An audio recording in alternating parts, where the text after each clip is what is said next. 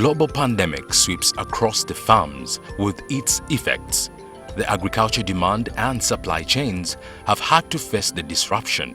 Poultry, horticulture, fisheries, cash crop production and dairy are among the heavily affected products in Uganda. With the widespread lockdowns, limited transport means and looming curfews, consumers rush into panic buying, leaving supermarket shelves bare or buying spoils when the markets are flooded from high supplies with low sales. In response, many city dwellers are being pushed towards home-growing their food as a way of maintaining quality home supply while ensuring food storage. This is the basis of urban farming. Urban farming is crucial in providing essential foods for a home in the crisis today. But did you know that it could provide a payable avenue in response to the COVID-19 disruption? Tonight on Seeds of Gold, surviving COVID-19 under urban farming. Coming up on Seeds of Gold.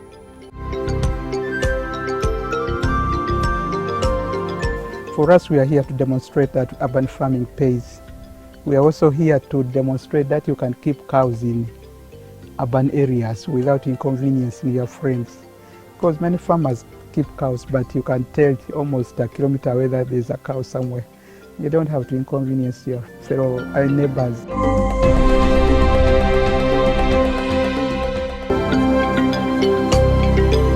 Dr. Jolie Kabirizi is a well-trained animal scientist. She is involved in urban farming as a major source of income. Starting out a half a decade ago, she is invested in fruits, vegetables, and animal husbandry. This is her story. To me, urban farming is farming in a small piece of land. Just a piece of land, like here we have less than 0.5 of an acre. It's just about 0.4 of an acre. We have 7 cows, we have goats, then we have vegetable production. This is a fish pond. I started with 1 cow. It's just 1 cow. I got it in form of a loan. This loan for women. Unfortunately, it was killed by neighbors. Of course, those challenges happen. But for me, I always use the challenges to turn them into opportunities. I didn't give up. I saved some money, bought another cow, and somehow we have managed to, somehow I got to know the person who killed it, and that was a blessing in disguise. So, but then of course with the cows, I started other small projects. Whenever you get money, try to start up other, don't depend on one enterprise. Because like this time, many dairy farmers, especially for us urban centers, were not affected by the market. But then there are some farmers, like in Imbarara, where they have been depending on these milk tanks collecting milk. Milk is not being collected, and that's a very big loss. One of Jolie's most profitable ventures on the farm is dairy production, a business that has not survived the impact of COVID-19 disruptions, especially for many commercial farmers, except for the case of Jolie. Before COVID, it was very good. And in terms of the dairy enterprise, the growth, many people were going for dairy farming because, there's also saying that a dairy cow is the best tenant. Once you manage it well, you are sure of income every day. Unlike crops, because crops, you grow a crop, you have to wait for a season. But so many people, and especially the urban and peri-urban, where there's milk for market for milk, many people were going in for dairy. And the production was increasing day in, day out because people were adopting some of these improved technologies like use of improved feeds, conserving feeds in form of hay, silage and haylage. And then the farmers, there's also a group of young people who had taken up dairy farming as a business, not because they were keeping cows, but they were helping farmers to make silage, and they were getting a lot of money. But of course, there are so many farmers who have been affected. There are so many farmers who have been, of course, who are selling a lot of milk, and they were supplying milk to the schools, hospitals, and what? Okay, hospitals are still open, but the schools are closed, and the hotels. So the marketing has been affected very, very badly. Definitely those farmers they could do what they call value addition, but then you have to before you do value addition, you have to have a market for yogurt and all those. But people are now saving whatever little money they have to do what? To buy food. Even here, we used to have many customers. Of course, as much as we are still selling milk, we used to have so many customers, but some of the customers, they are trying to save the little money they have to buy food. Many of our customers we are getting now are customers who have no option because they have babies, they have young children who need milk very badly. A person like me, who is just sleeping next to my cows, has not been affected so much because I can still monitor the cows like I used to be. I can still tell the cow is sick, I have sufficient feeds. Milk production is the main aim for cattle keeping. This production fluctuates based on a number of factors. In the crisis times, access to animal fodder has been a challenge for many. But this is where the strength of an urban farmer lies, because you will be used to a controlled environment to either produce, provide, or keep fodder for the cattle. Dr. Jolly says. Yeah, in terms of production, of course, the production has been increasing, but then the production is a function of, in science we say the production is a function of genetic and environment. Genetic is the type of animal you are keeping. You are not going to keep local animals and expect a lot. But you can keep very good animals once the environment, and the environment includes the feeding, disease control, and other aspects. So I've really tried my best to make sure that interaction is constant. Feeding the cows, because you really have to feed the cows. Without the feed, and that's one of the challenges many farmers are facing, you are not likely to increase production. Yeah. Then the other aspect is the disease. Fun enough, the diseases, that has not been a major challenge to us because we vaccinate, we control because the major disease in urban and peri-urban centers is the mastitis. Mastitis is due to poor hygiene, and then the East Coast fever caused by the ticks. If you don't control the ticks, but we do that. I keep crossbreeds, and everybody wonders why a professional like me keeps crossbreeds. I have my reasons, and I always encourage farmers. You know, these pure animals are very good. They produce a lot of milk if you feed them well. The major challenge is they are so sensitive to management. They are so sensitive to diseases. They are not used to our environment. And you know, in terms of milk quality, especially like the Friesians, this black and white, the Friesians, in terms of milk quality, the butterfat content is very low compared to the crosses. So you have to argue with your customers. We think you are adding milk when water when you are not adding water. The crosses, they are easy to manage, very, very easy to manage. We have animals which are giving up 32 liters per day. And of course, production is not constant. You don't expect to get the same quantity of milk today and then tomorrow, because there's average, and it also depends on the stage of lactation, the number of lactations. Okay, on average, if it is second lactation, and because milk production goes up to around 4 months, and then it comes down. It comes down because at that time, the cow is in calf. So of course there is a challenge of feeding, and there are so many other factors. But if our animal at second lactation, about 4 months, it should be able to give us 30 liters a day. 30 liters, okay, between 25 and 30 liters, and those are crosses, yes. Because we use artificial insemination, so we keep on improving on our animals, and whenever we get an animal which is not performing well, definitely we carry it off. And here it's a must. We can call off an animal which has conceived, maybe produced 4 or 5 times, but I don't allow you to, because many people, you know, especially some of these farmers, they come and they want us to sell their animals, but when I know the animal is not good, I will not allow you to buy it. I'll make sure that I follow it up to the abattoir. Production has not been affected so much. First of all, of course, I foresaw those problems because this COVID issue has been on for some time. I really tried to stock a lot of feed, hay, grass, the dry grass. I really tried to stock like the molasses and the brewer's waste, the brewer's yeast solution, the sugarcane bagasse. All those are feeds that you can stock. Because we also, of course, now we have a challenge. Of course, okay, we have a pickup which can pick grass from the field, but sometimes it becomes very difficult because we have a field some 3 kilometers away from here. Sometimes it becomes very difficult. So, but all in all, I think we did our best. While many farmers struggled with finding local market for their overproduce, Jolly's approach to maintaining quality milk production is what she attributes to a sustainable market. The demand was higher than the supply.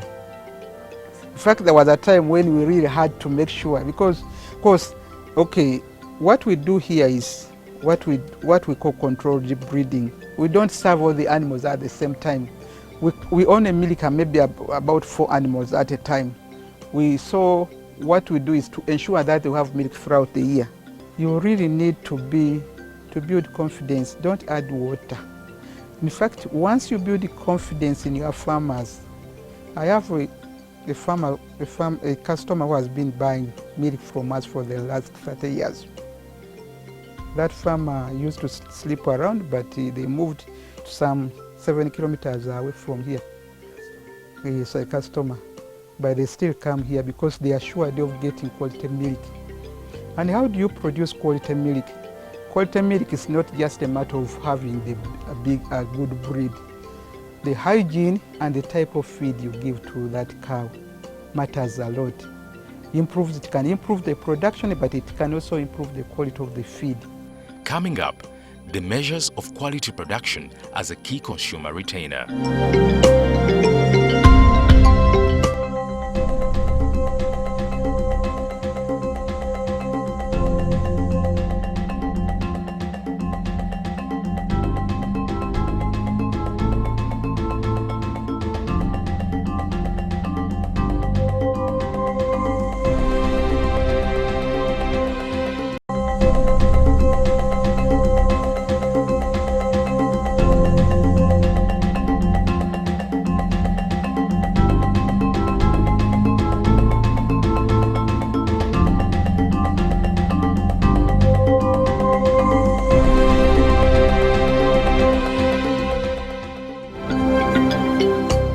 Contaminated milk can become a breeding ground for bacteria, yeast and mold.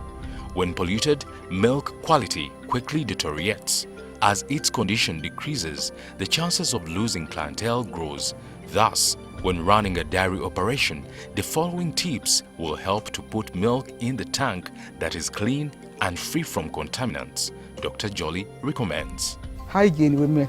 If you see these yellow stickers, they are there because of partly to maintain hygiene. You don't want to go to a place where the place is full of flies. These are insect traps.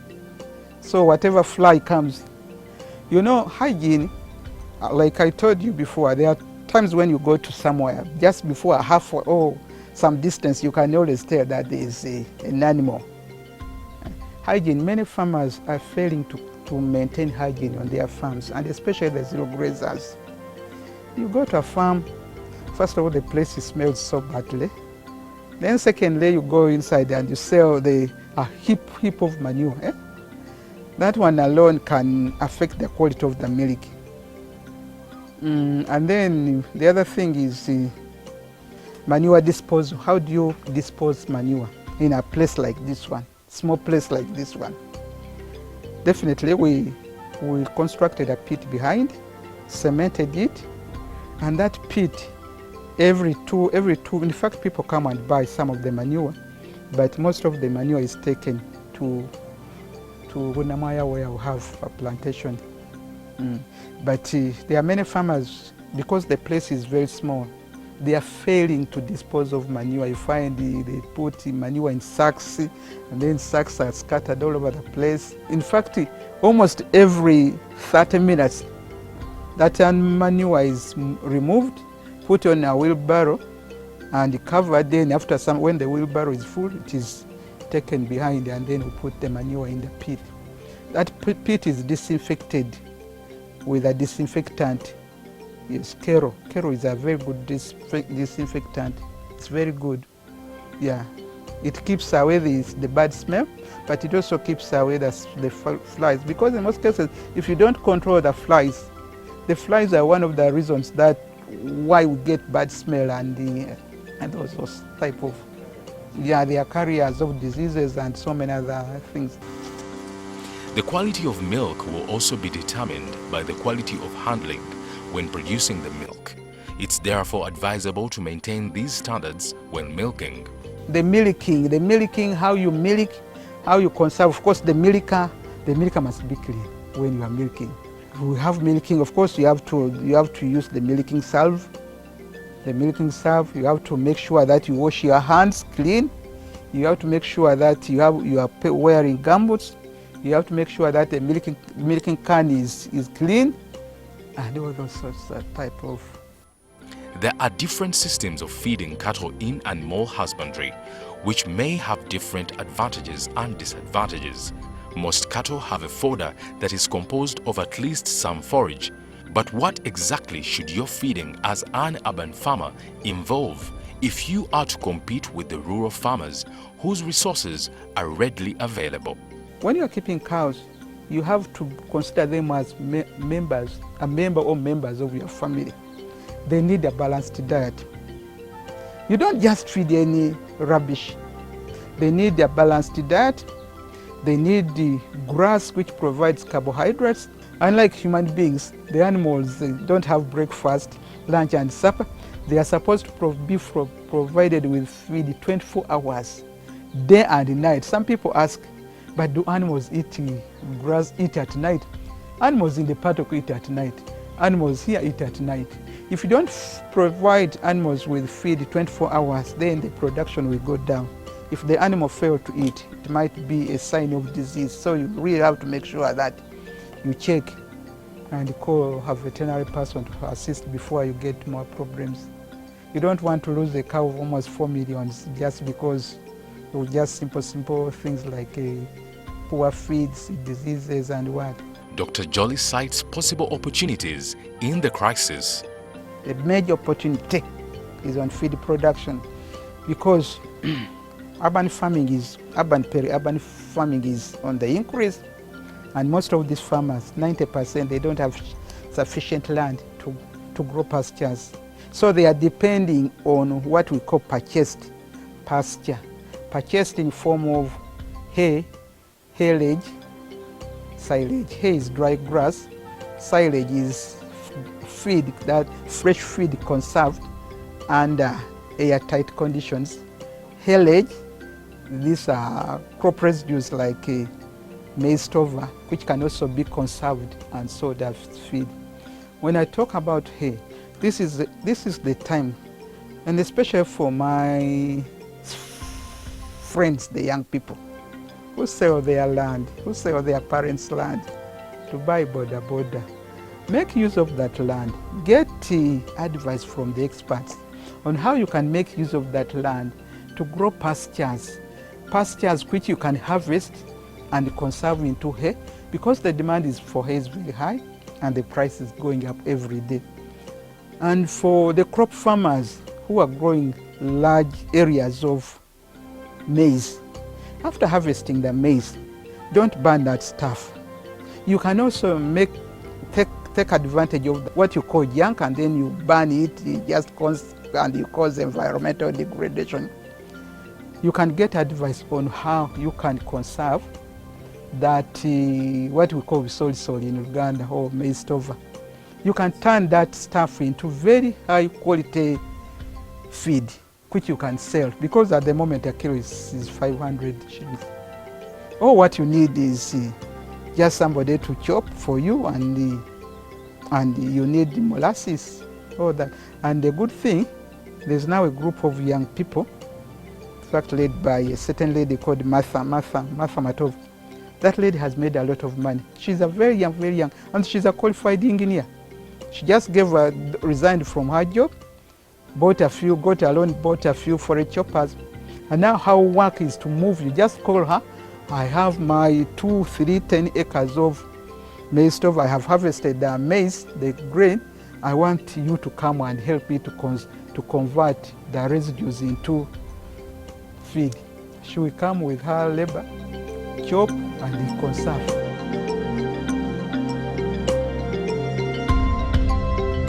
Feeding takes over 80% of the total cost of production, of producing milk. Without feeding, you will not get any profit. And definitely with feeding, that means you have to innovations. If you have been depending on like a planted pastures, you have enough pasture, you think you have enough grass, you planted so many acres, but all of a sudden you can't access that farm and those animals, but you can access the animals. This is the time to go in for innovations like hay, conserved fodders, innovations like this free brewers yeast solution. More than 2/3 of the world's population is forecast to live in cities by 2050. Nze Musisi James nga ndi mutuuze we Kasanga LC1 Namayumba Town Council Wakiso District.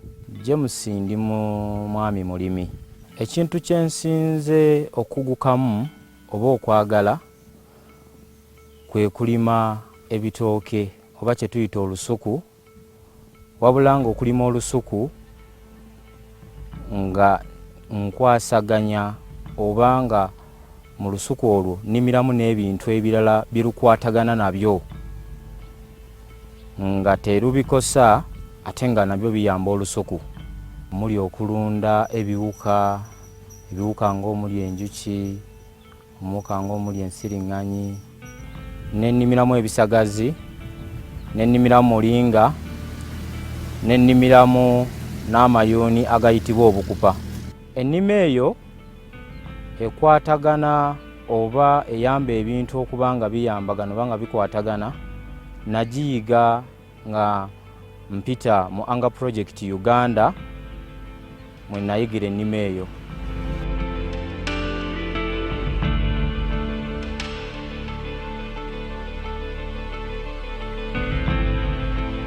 Nayiga nti ettaka kitundu ku birime, ebirime kitundu ku muntu, omuntu kitundu ku bisolo. Era ekimu we kitali, ekimu tekitambula bulungi. Wabula ebiseera ebisinga omuntu afuna mu lusuku yeetaaga ebigimusa. Ebigimusa twagulanga bigule ng'emmotoka ya $10,000, ate ng'ennimiro ekitono yali yeetaaga emmotoka nga 5, kitegeeza gye $50,000. Naye oluvannyuma lw'okuyiga ennima ey'omulembe, buli kintu kiyamba kitya ekirala, nasobola okufuna ensolo, obusa mbujja mu bisolo byange obulabirira ennimiro y'ebitooke, ate ebitooke ne bimpa emmere y'ebisolo okuwa ebisolo.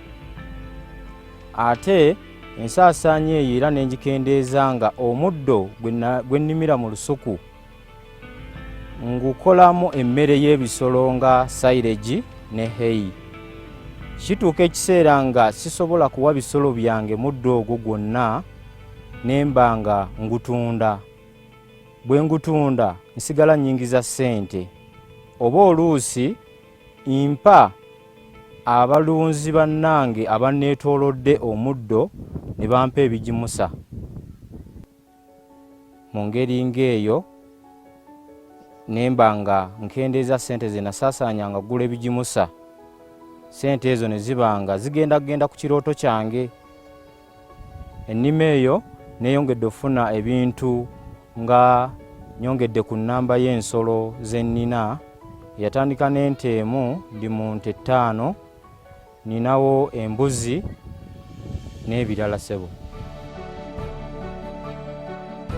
Hunger Project Uganda introduced a farming approach, an agroecological farming approach with the motive of fighting hunger and poverty among those smallholder farmers, using an approach of improving biodiversity level of different households. We are targeting improvement of the ecosystem in general, because every component, every agricultural component is supported by a friendly ecosystem. As Hunger Project set different components of fighting food, to ensure food security in households, to ensure that the biodiversity is improved in households. Urban farming can improve food security and nutrition, reduce climate change impacts, and lower stress while providing an income.